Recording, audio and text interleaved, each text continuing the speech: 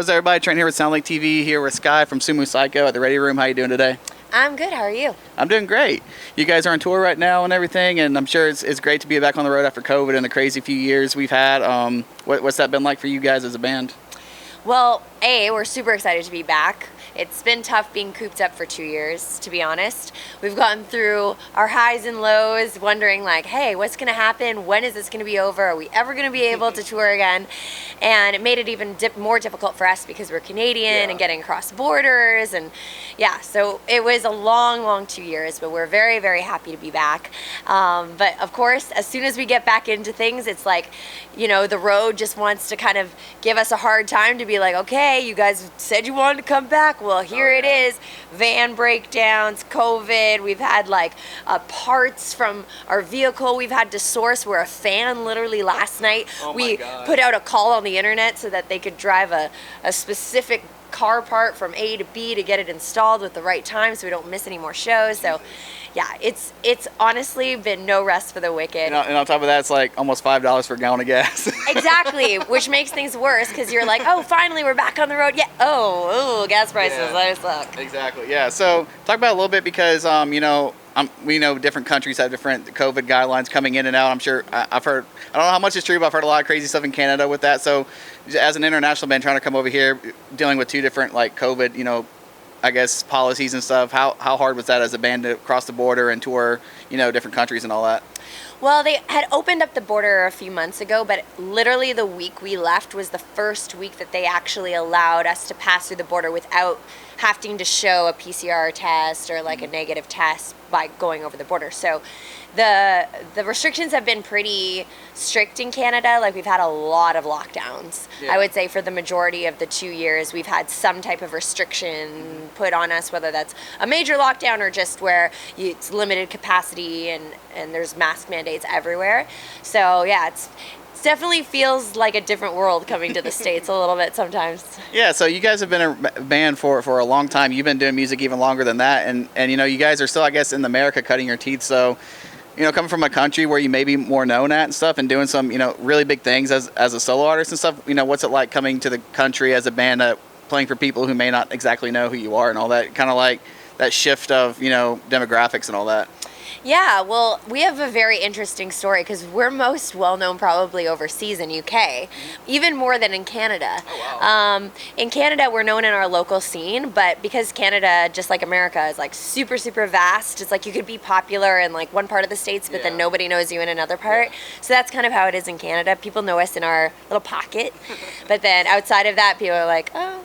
And we're such an odd band that we haven't really been able to break into like any mainstream type of like publications or radio play, things like that, because we're just like always trying to do music that just isn't the most conventional thing out there, which I love. Yeah. But we just opened up for Buck Cherry for the first leg of this tour. So we were getting a whole new demographic of fans into Sumo Cyco.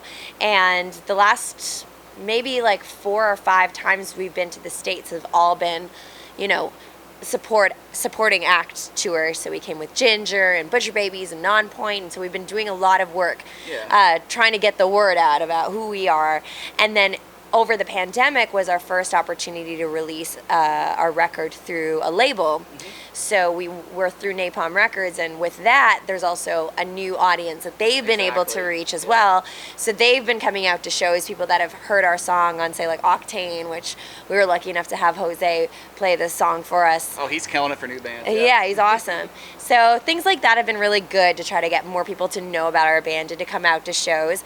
But it is nerve-wracking because tonight is the first night of our headline tour because unfortunately we had to cancel in Atlanta, but this is like where we see, do people know who we are? Will people show up to the show? Yeah, and even though, if they do or don't, you're still growing and stuff, finding new bands, fans and all that, and something, you guys have a unique sound, and I think you're seeing a lot more of that, whether it be sounds or collabs, something like Ed Sheeran and Bring Me the Horizon working together. I mean, so it's like the rock scene and like the pop scene and all that's kind of like fusing it together. You guys bring a lot of that to the table. So like what's, I guess in terms of your sound, how do you guys go about writing the sound with your last album and all that? And where do you look into the future sound-wise?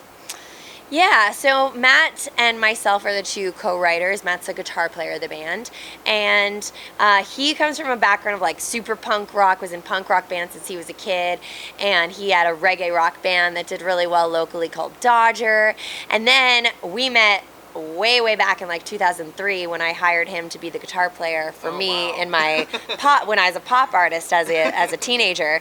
So when I was a teenager, I did pop music, and I was signed with Capitol Records. So I had some like pretty crazy experiences in the pop world, working with tons of different amazing producers and songwriters, and really kind of diving into like the deep end of like major label type of stuff. And over the years, I kind of was feeling a little bit claustrophobic with just always trying to write just like the hit, the most hooky, mainstream, just go straight for the jugular kind of hit. I wanted to experiment. I wanted to, find who I was as an artist, because when you start a music genre so young, it's like, did I really try everything I could possibly try, or did I really experiment with my voice, with my songwriting, with just who I am as an artist? So when I kind of had some issues dealing with the major label stuff, I called up Matt, my buddy from back in the day playing guitar, and I was like, yo, what are you up to? Because I want to still do music, but I want to try something new. And he was really down with the fact that I loved, songwriting, really good songwriting with hooks. I love being able to dance, but I also wanted to try to just do stuff that was kind of crazy and heavy. And so that's kind of how Sumo Cyco was born. And that's when we approach a song, we always try to mix some unconventional, more unpredictable type of sound. So like a calypso beat mixed with like, some screamo, or like things that you just don't really think would go together. We really enjoy to see how can we make this happen. And one review we had when we were playing in New Zealand, of all places, it wasn't actually, the reviewer didn't like us very much, but I thought he was really, the way he described it, I really liked, is he's like, it felt like every band member was from a different band playing in a different genre. And I kind of thought that was kind of cool, because it's like you have double bass drum going, and then Oscar's doing like a samba beat, and I'm like singing pop melodies, and Matt's like doing like new metal guitar riffs, and I'm like, that is Sumo Cyco, and that's why we're called Sumo Cycos, because it's like psycho. Yeah, so what do you guys have, planned for the rest of the year and everything? You're on this little headliner right now, so like going back to studio, any music festivals? There's a lot of festivals coming up. Are you guys playing any of those, touring? What's the rest of 2022 looking like for you guys? Yeah, so we're really stoked that after this headline run, we're going out with another band called Icon for Hire. Oh, yes. And also opening up for that show is Awake at Last. So those are some homies. Shout out to Amron. Shout out to those guys. Awesome. So we're excited to meet them and get on the road with Icon for Hire. We've run into Icon for Hire a few times, like on Warped Tour, and we played a couple festivals together. But we'll be like going straight out with those guys for another like good month, and then we're gonna take a break for about a month, and then I think, fingers crossed, it's gonna work out to go back overseas to Europe and UK. Okay. And finish that up, and then hopefully we'll have some new music early in the new year. Awesome. Yeah. So you put out a new record. You're getting ready to release a new record. You guys just don't stop, do you? Well, that's the thing, is like you got to keep going, especially in this day and age. It's like, the internet does never close down. Doesn't close down. People are always looking for what's next, and a song that you put out like a couple weeks ago is old news. Like you got to keep going. So we're all about just hitting the road hard, putting out music as much as we can. We love to direct our own videos, so we've just put out another music video for Cyclone, which came out a couple weeks ago. And that one we filmed literally like the week we were leaving for tour. So we barely just got that one in. And then there's actually a few shots in that video of storm, kind of like trees moving and like water falling on a pond. All those shots I got while I was on tour, because when we were home, there was no storms in that week. And I was like, I need some, like, it looks like a storm's brewing. And so we were hanging outside a venue in Kansasville. I was supposed to go to Kansas or something. And then storm starts brewing. We're like, oh, perfect. I just took my camera out, filmed a few shots, added into the video, and then the next day I uploaded it and went online. So. There you go. Real quick, before we let you go here, from your, I guess, you've said you had some crazy stuff happen as a solo artist, touring in that world. I guess what's the wildest experience you've had as an artist, because you've been doing this for a long time, whether it be with the band or when you were doing the pop music? Yeah, well, I mean, it is pretty crazy when you show up at like Capitol Records, which is one of the most famous record labels in the world, and you go up to like the top level with like the execs all sitting around, and they're like, so what do you want for us to sign you? And I was like, 14, so I'm just like, oh, just some chocolate chip cookies. And I'm like, oh man, that was a bad choice, because as soon as I arrived at the restaurant that evening where they were wining and dining us, there's like this pile of chocolate chip cookies. Everyone had chocolate chip cookies on their plate. That's and I was amazing. like, man, I should have asked for a car or something. I didn't know you were gonna like pull through that fast. That is amazing. That is awesome. So stuff like that was kind of crazy to happen to me super young.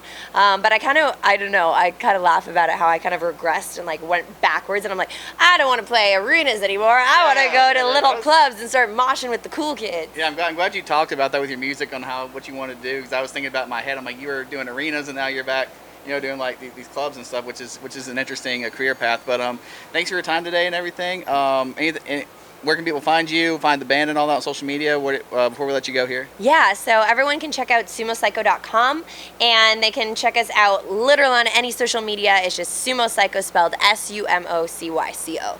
Awesome. All right, Skye, thanks for your time today. I'm Trenton with SoundlinkTV. Thanks for watching, everybody.